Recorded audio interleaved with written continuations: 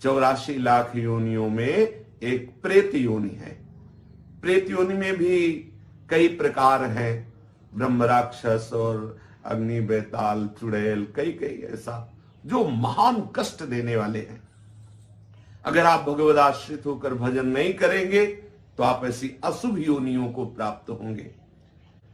तो जो भूत प्रेत आदि का शरीर होता है वो वायु प्रधान होता है।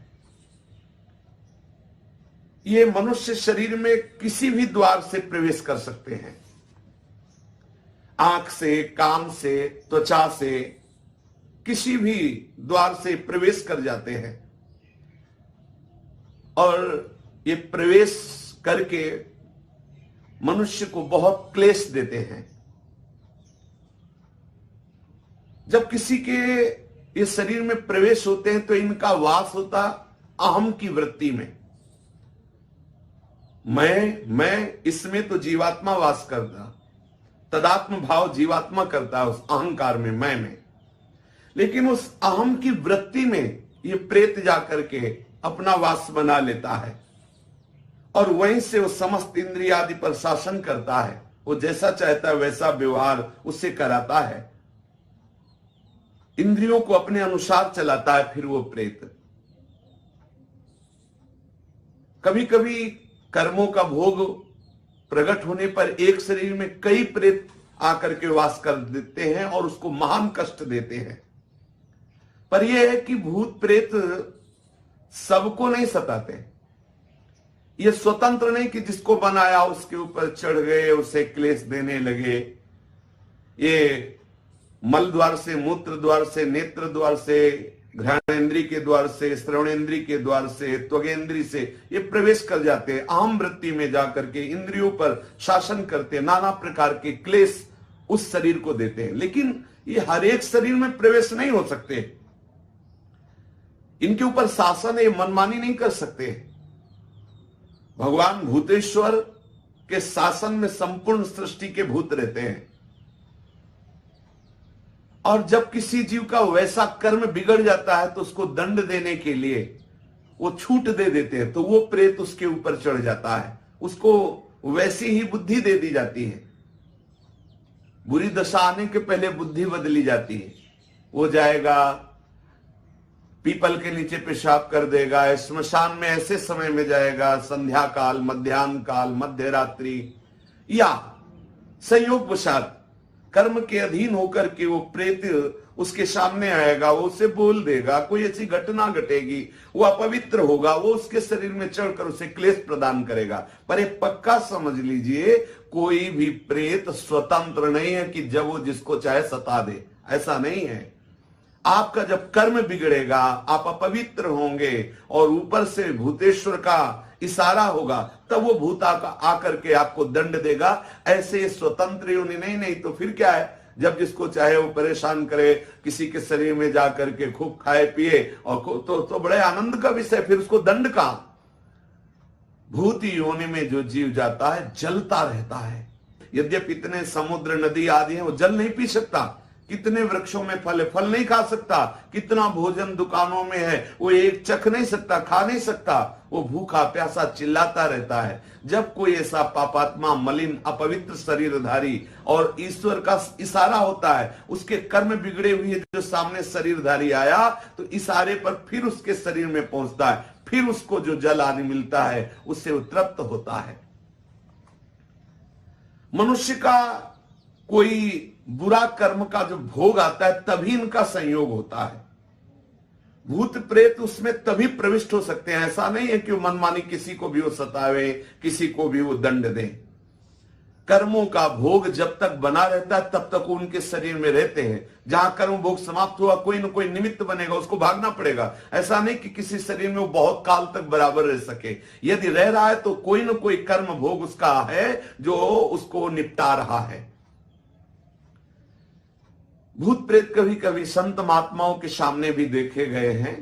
ये भूत प्रेतों का कर्म समाप्त होने का समय आता है, उनकी योनि समाप्त होने का समय आता है, तब वो संतों के समीप जाते हैं। जो भजनानंदी भगवत प्राप्त महात्मा या भगवत प्राप्ति की प्रबल लालसा वाले संत जन है, इनके दर्शन से, इनके संभाषण से उनके सानिध्य में आने से उसके सारे कर्म जो प्रेत योनि बनाने के हेतु हुए थे वो सब नष्ट हो जाते हैं और वो मुक्त हो जाता है प्रेत योनि से। इसीलिए संतों के सामने जाते हैं। ऐसी अशुभ योनियां तुम्हें कभी सताए ना, इसके लिए बहुत सुंदर उपाय है। शास्त्र वेत्ता महापुरुष कहते हैं कि पहली बात तो जैसे वृक्षों में है कोई कील गड़ी हो, तो यदि आप भगवत शरणागत हैं, गले में कंठी है, तिलक लगाए हुए, नाम जप कर रहे हैं, तो अगर उस वृक्ष से कील उखाड़ेंगे तो वो आपके ऊपर कोई आक्रमण प्रेत योनि नहीं करेगी। हो सकता है वो कील किसी ने प्रेत को वहां अभिमंत्रित करके कील दिया हो और आपने से खिलवाड़ में कील निकाल दिया, संयोग आपका कर्म संयोग बना, तो वो फिर आपके ऊपर। या कोई बोतल जैसे है वो जमीन में गड़ी हुई है, उसमें प्रेत आत्मा को कील दिया गया किसी तांत्रिक ने, वो आपके द्वारा निकाली गई या फोड़ी गई तो आपके ऊपर हावी हो जाएगा। ऐसा होने पर भी यदि आप गले में कंठी धारण किए हैं, नाम जप कर रहे हैं, तो ये भयानक प्रेत योनि आपका स्पर्श नहीं कर सकती, प्रकट भले हो जाए, उसकी इतनी सामर्थ्य नहीं कि वो आपका स्पर्श कर सके।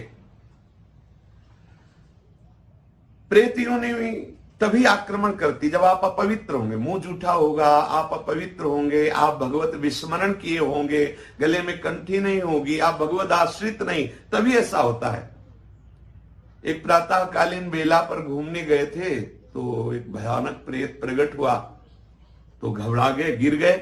प्रेत ने उनका स्पर्श नहीं किया, थोड़ी देर खड़ा रहा, वो उनसे कुछ बोले नहीं और चल पड़े। प्रेत ने रोका भी नहीं, क्योंकि उनके गले में वो आकर के फिर संतों से मिले, बातचीत की कैसा, तो वो कोई भय प्रदान नहीं किया, अपने आप भय करके गिर गए, उसने स्पर्श भी नहीं किया, उसकी हिम्मत भी नहीं थी बोल दे। उन संतों ने बताया कि गले में तुम कंठी पहने थे, कुछ नियम भजन का करते थे, इसलिए किसी की ताकत नहीं कि तुम्हें छू सके।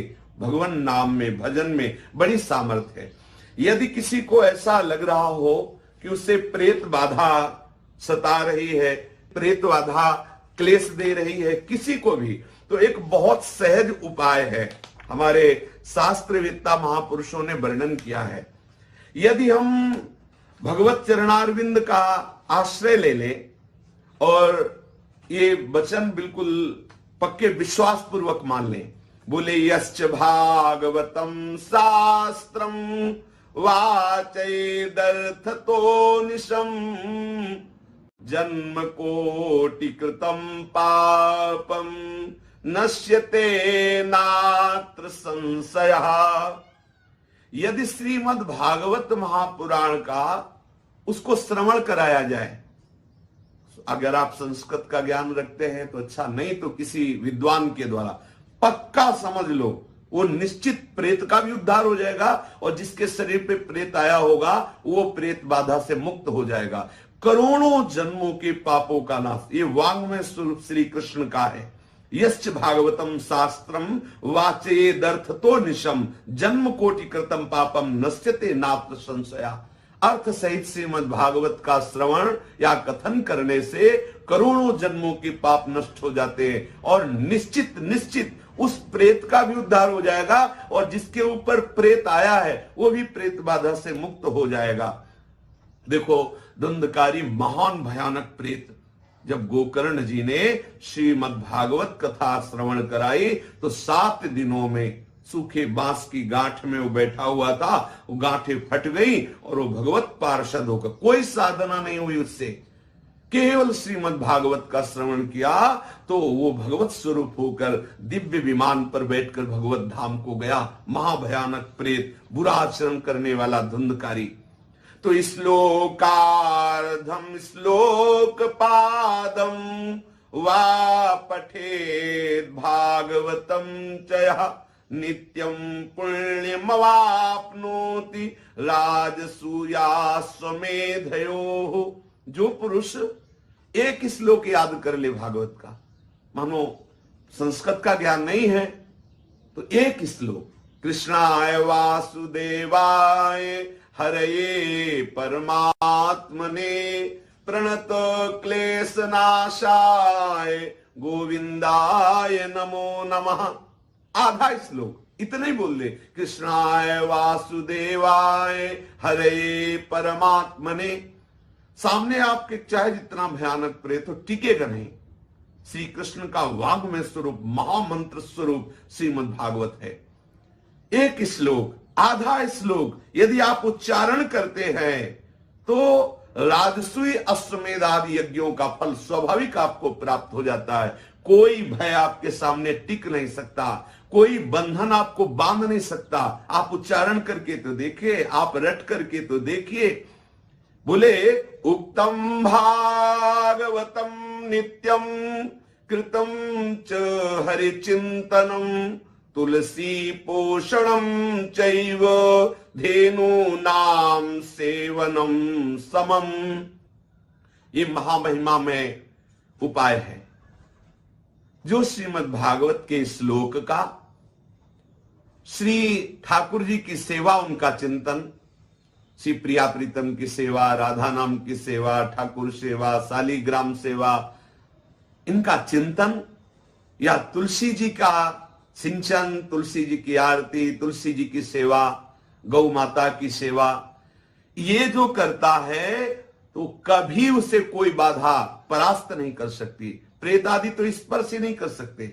जो ठाकुर सेवा करते हैं, गले में तुलसी धारण करते हैं, श्रीमद् भागवत का श्लोक याद किए हुए हैं, और जो हरि चिंतन करते हैं, गौ को ग्रास देते हैं, चारा देते हैं, सेवा कर, ऐसे पुरुषों को प्रेत छू नहीं सकते। हाँ, अपना उद्धार कराने के लिए सामने प्रकट हो सकते हैं। बोले अंत काले तु ये नैव श्रूयते सुख शास्त्रवाक् प्रीत्या तस्यैव वैकुंठम गोविंदोपि प्रयच्छति। यदि किसी का शरीर पूरा हो रहा हो और आप उसको भागवत के श्लोक सुना दे, वो सीधे प्रभु के धाम को जाएगा। बड़ी महिमा है। गोपाल सहस्त्र नाम, विष्णु सहस्त्र नाम, हनुमान चालीसा, श्रीमद् भागवत के श्लोक, भगवान नाम कीर्तन, ये महामहिमा में साधन है। कोई भी भूत प्रेत पिशाच ब्रह्म राक्षस ये आपका स्पर्श नहीं कर सकते यदि तुलसी धारण किए हो। गोपाल शास्त्र नाम याद है आपको, विष्णु शास्त्र नाम याद है आपको, श्रीमद् भागवत के कुछ श्लोक याद है आपको, तुलसी सेवा करते हैं, शालिग्राम सेवा करते हैं, ठाकुर सेवा करते हैं, हरिचरणामृत पीते हैं, गंगा जल पीते हैं, यमुना जल आचमन करते हैं, पवित्र रहते हैं, किसी की भी ताकत नहीं है। भगवान नाम कीर्तन करने वाले को कोई सामर्थ्यशाली त्रिभुवन में नहीं जो परास्त कर सके। इसलिए जीवन का परम लाभ श्री हरि चरणों का आश्रय लेकर शरीर को पवित्र रखो, खूब भगवान नाम चिंतन करो, शास्त्र विहित कर्म करो, सबको सुख पहुंचाने की चेष्टा करो, तो ये जो दुर्गति है इससे बच जाओगे। ये जो महान क्लेश देने वाले घातक अशुभ विनायक हैं, इनसे आप बच जाओगे। भगवान नाम महामहिमा में गरज रहा है, खूब नाम कीर्तन करो, प्रभु के आश्रित रहो, यही जीवन का परम आनंद है। श्री राधा वल्लभ लाल की जय।